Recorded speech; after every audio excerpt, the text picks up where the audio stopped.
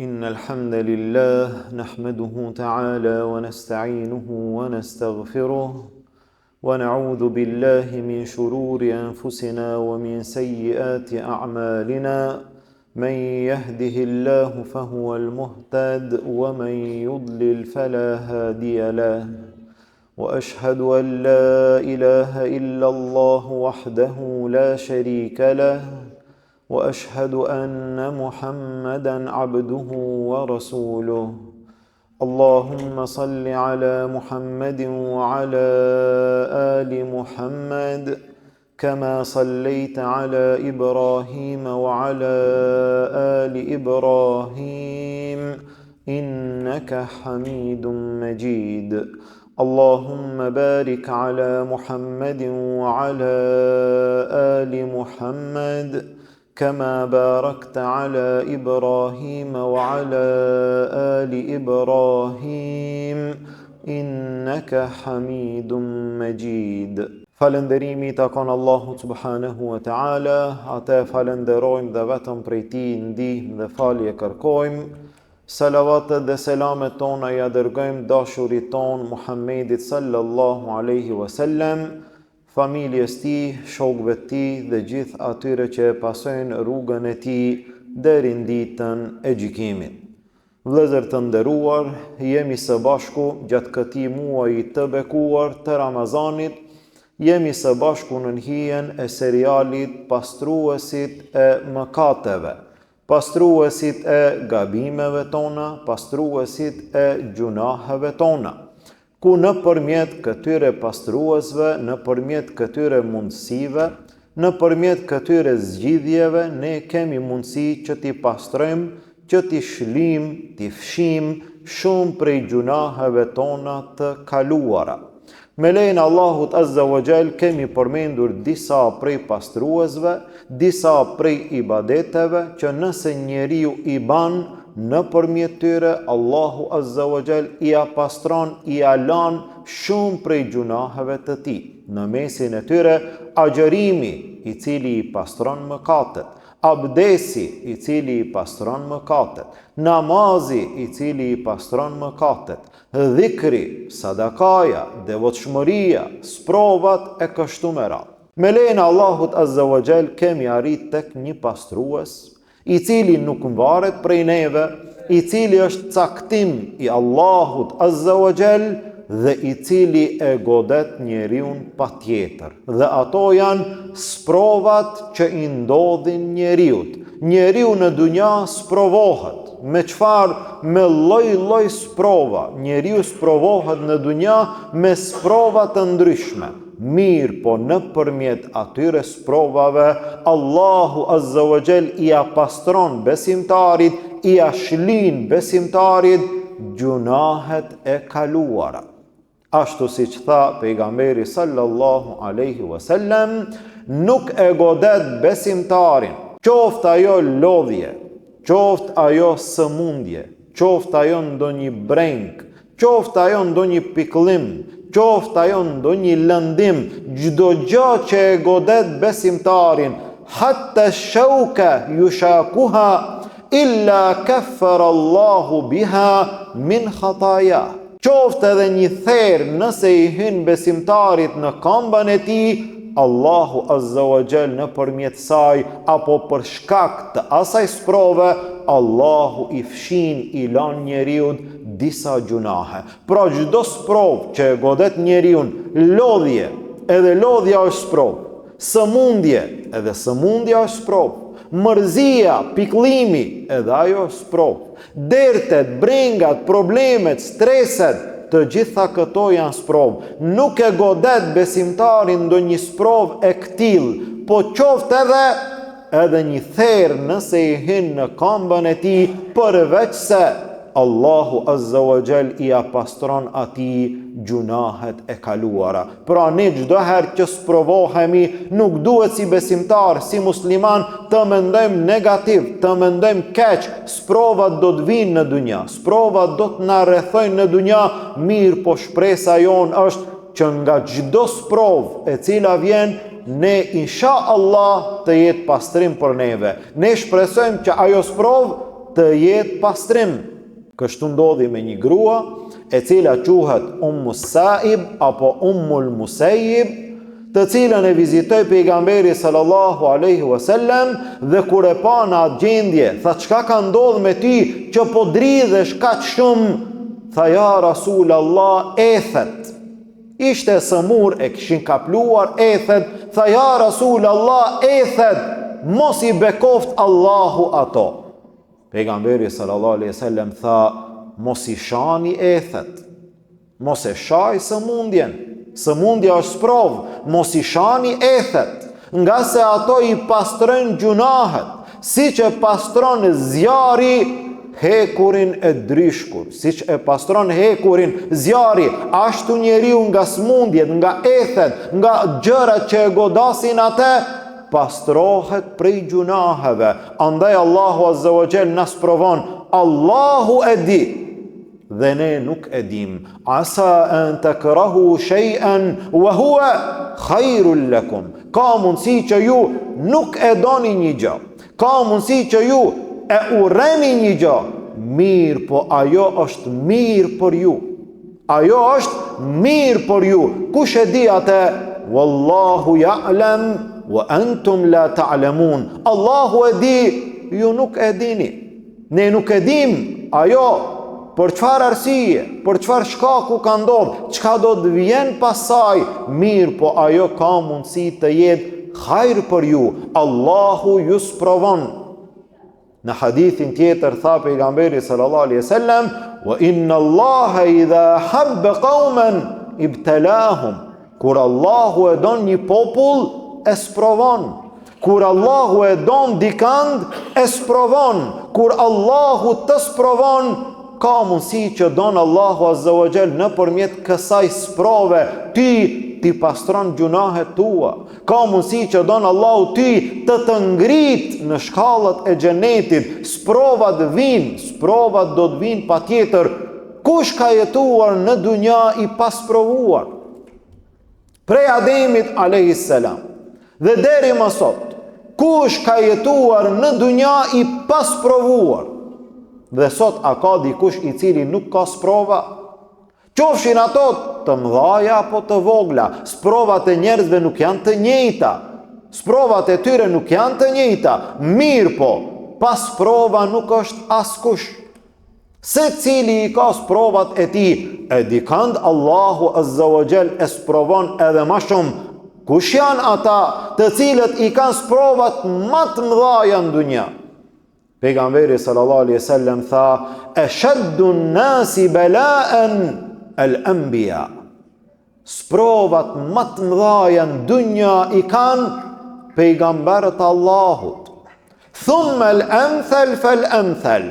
E pastaj ata që vinë pas tyre, e pastaj ata që vinë pas tyre, ata që janë afër pejgamberëve, sa më të mirë muslimanët me iman, aq më shumë sprovohen. Pejgamberët Allahut azza wa jall, çfarë sprova kanë pas pejgamberët? Çfarë sprove pati Nuhi alayhi salam, i cili thiri 950 vite.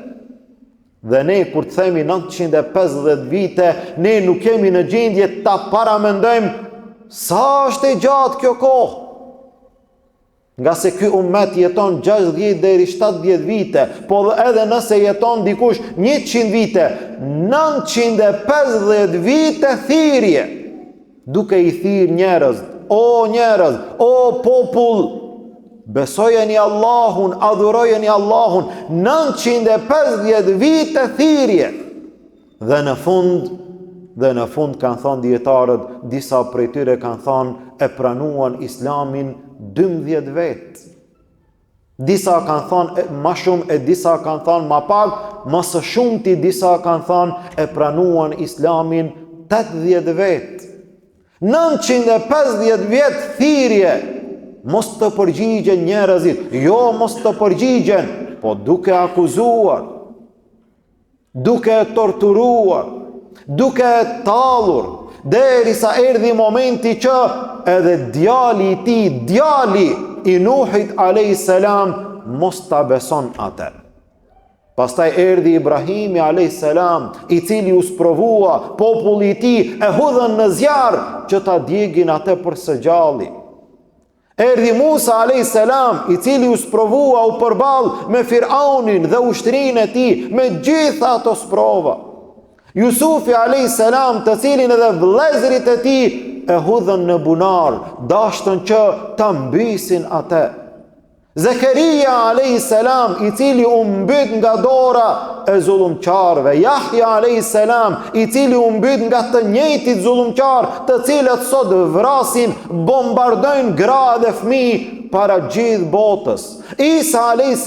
I cili gati ishte që të mbytet nga dora e të njëjtive zullumqar. Gjithë pejgamberët janë sprovuar me sprova të mëdha derisa erdhi Muhamedi sallallahu alaihi wasallam, vula e pejgamberëve, njeriu më I mirë që ka pa dunjaja, erdhi dhe u sprovua me të gjitha llojet e sprovave.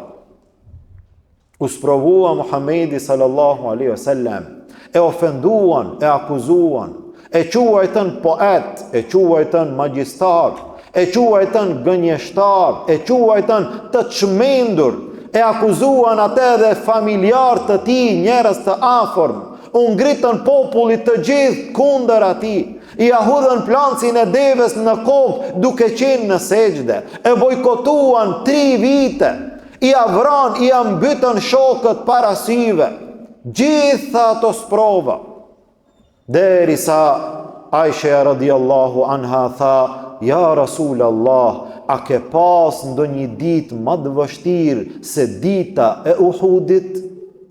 Në Uhud ka qenë ditë e vështirë. U rrethua pejgamberi sallallahu alaihi wasallam nga gjitha anët. U përhap lajmi që e kanë mbyt atë. I a thyn dhëmbin, I a përgjakën fytyrën. Pejgamberi sallallahu alaihi wasallam në këtë ditë përjetoi momente të vështira. A ke pas ditë më të vështirë se kjo? Pejgamberi sallallahu alaihi wasallam tha: Po oj Aisha, dita në të cilën isha në Taif, kur Mekkeja, populli I Mekkes nuk e besuan, shkoi pejgamberi sallallahu alaihi wasallam në Taif. Ndoshta ata do ta pranojnë Islamin, ndoshta ata do ta përkrahin, ndoshta ata do ta besojnë. Mirë, po prej atyre mori një përgjigje edhe më të ashpër, e kundërshtuan, e tallën, e akuzuan, e larguan, nuk e pranuan. U kthye pejgamberi sallallahu alaihi wasallam deri në Qarnu Thaalib, u ndal të qetësohet dhe të pushon. Ishte gjendje e vështirë derisa Allahu azza wa jall e dërgoi melekun e kodrave që nëse don ta bashkoj këtë popull dhe ta shkatroj atë në mesin e 2 kodrave. Pejgamberi sallallahu alaihi wasallam I pati sprovat më të mëdha, mirë, po në të njëjtën kohë na dha model edhe neve, na dha shembull edhe neve, që edhe ne kur të sprovohemi të jemi në gjendje të ecim në bazë të këtij modeli. U sprovua me raste të vdekjes në familje dhe atë në sa raste nuk e arriti babën, I vdiq nana, I vdiq gjyshi, I vdiq mingja që kujdesej për te, I vdiq bashkëshortja e tij Hatixheja radiallahu anha, dhe I pati 7 fëmijë, nga ato 7 I varrosi me dorën e vet 6 prej tyre. Subhanallah. Sa është e madhe kjo sprov, sa është e rëndë kjo sprov. Mirë, po pejgamberi sallallahu alaihi wasallam përsëri na dha model se ne si duhet t'i përballojmë sprovat, si duhet t'i kalojmë, si duhet ne të bëjmë sabër për hir të Allahut azza wa jall. 7 fëmijë, dhe secili që ka fëmijë e ka parasysh çfarë dhimbje mund të jetë njeriu, prindi, baba, nana, ta përcjell evladin për në vareza. Sa është dhimbja e madhe. Pejgamberi sallallahu alaihi wasallam e varrosi njërën vajzë, pastaj edhe njërën vajzë, pastaj djalin, pastaj djalin tjetër, nga 7 fëmijë, 6 fëmijë i varosi vetë. Subhanallah, derisa në momentin që e varosi djalin e tij, Ibrahimin e vogël, e lëshoi në varr, e mbuluan, i rrjedhën lotët. Pejgamberi sallallahu alaihi wasallam than: "Ja Rasulallah, a edhe ti qan?" Pejgamberi sallallahu alaihi wasallam tha: "Vërtet syri loton dhe zemra pikëllohet, zemra mërzitet. Mirë po ne nuk themi përveç se atë që e kënaq Allahun azza wa jall. Ne për ty o Ibrahim jemi të mërzitur." Pejgamberi sallallahu alaihi wasallam u pikëllua shumë, djalin e vogël Ibrahimin e varosi me duart e tij, u mërzit shumë. Mirë po në fund, inna lillahi wa inna ilaihi raji'un. Dhe të gjithë ata që erdhën pas pejgamberit sallallahu alaihi wasallam, që e kuptuan një gjë të tillë, ishin çdo herë durimtar në sprova, megjithse besimtarët u sprovuan çdo herë në jetën e tyre. Në mesin e atyre ishte një grua e cila u sprovua me një sëmundje. Ka mundësi Allahu të sprovon me një sëmundje. Sëmundja është sprovë. Çfarë do lloj sëmundje që të jetë ajo, ndoshta nëpërmjet saj ti i lan gjunahet. Ndoshta nëpërmjet saj ti pastrohesh te Allahu. Ndoshta shkak i asaj sëmundje del në ditën e gjykimit para Allahut pa asnjë gjuna. Subhanallah, kjo grua e sëmur kërkoi te pejgamberi sallallahu alaihi wasallam që t'i lutet Allahut, Allahu t'ia largon sëmundjen. Pejgamberi sallallahu alaihi wasallam tha: "Nëse don e lut Allahun, Allahu të shëron. Nëse don ban sabër, Allahu të shpërblen me xhennet. Nëse don e lut Allahun, Allahu të shëron. Mirë, po nëse ban sabër, Allahu të shpërblen me xhennet." Atëherë kjo grua tha: "Do të bëj sabër për hir të Allahut azza wa jall. Vetëm lut Allahun kur të më kaplon sëmundja, mos t'i hjeki teshat, nga se ashtu ishte sëmundja e saj." Pejgamberi sallallahu alaihi wasallam e luti Allahun azza wa jall që ta mbron nga një gjë e tillë. Dhe sprovat e ndryshme që i kanë kapluar besimtarët her pas here. Njerëzit janë sprovuar në atë kohë, njerëzit sprovohen edhe në këtë kohë. Me çfarë sprove? Me lloj-lloj sprova. Sa për njerëzve sot janë të sëmur dhe çfarë sëmundje kanë njerëzit në jetën tonë të përditshme. Dhe çdo herë ai i cili mendon se është i sprovuar shumë, duhet ta shet dikant i cili është i sprovuar edhe më shumë. Sprova sëmundje të ndryshme. Sprova të tjera, njerëz të cilët sot janë të burgosur në vende të ndryshme, që ne nuk e dim një gjë të tillë, nga se jemi të lirë, dalim kur të duam dhe hym kur të duam. Në përbot sa njerëz ka të cilët janë të sprovuar me vite pa kur farfaj. Dhe në fund pak e kemi parë gjendjen e muslimanëve, të cilët kanë qenë të burgosur në Siri 10 vite. Pa asnjë lloj faj, prej vogël njeriu, prej i ri njeriu, gra të ndryshme, pleq të ndryshëm, të cilët qëndrojnë brenda 4 mureve, të burgosur, të sprovuar. Ku ne e lusim Allahun azza wa jall të gjithë të burgosurve të pafajshëm, Allahu gjendjen e tyre tua lehtëson. Ulema, hoxhallar, besimtar, burra edhe gra, të sprovuar, të burgosur pa asnjë faj, Allahu nga burgjet e zullumqarëve t'i liron. Të vdekurit, të cilët i ka dorëzuar shpirtin Allahut azza wa jall, Allahu t'i mëshiron. E të sëmurët, të cilët kanë sëmundje të ndryshme në jetën e kësaj dunjaje, Allahu azza wa jall sëmundjet e tyre t'u largon. Të sëmurët tanë Allahu t'i shëron. Të gjitha këto janë sprova që njeriu goditet në jetën e kësaj dunjaje. A do të kalon dikush pas prova? A do të jeton dikush pas prova? Se cili prej nesh do sprovohet me sprova të ndryshme. Mirë, po ai i cili ban sabër për hir të Allahut azza wa jall, ai i cili e kupton sprovën dhe e di që pas saj mund të vjen një mirësi e madhe, ai e përballon atë, e kalon atë me durim për hir të Allahut Azza wa Jall. E nuk ka dyshim se shpërblimi i durimit, shpërblimi i sabrit te Allahu Azza wa Jall është i madh. Tha Allahu Azza wa Jall: "Innama yuwaffa as-sabiruna ajrahum bighayri hisab."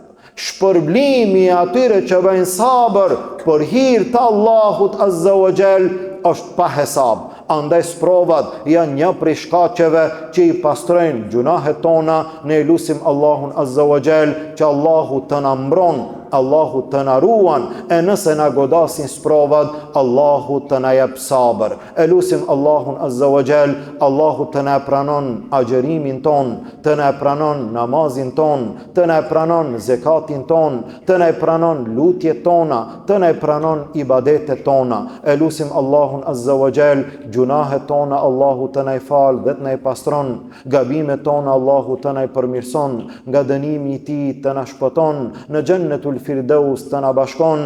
Amin. Walhamdulillahi Rabbil Alamin. Wa subhanaka Allahumma bihamdik, ashhadu an la ilaha illa ant, astaghfiruka wa atubu ilayk.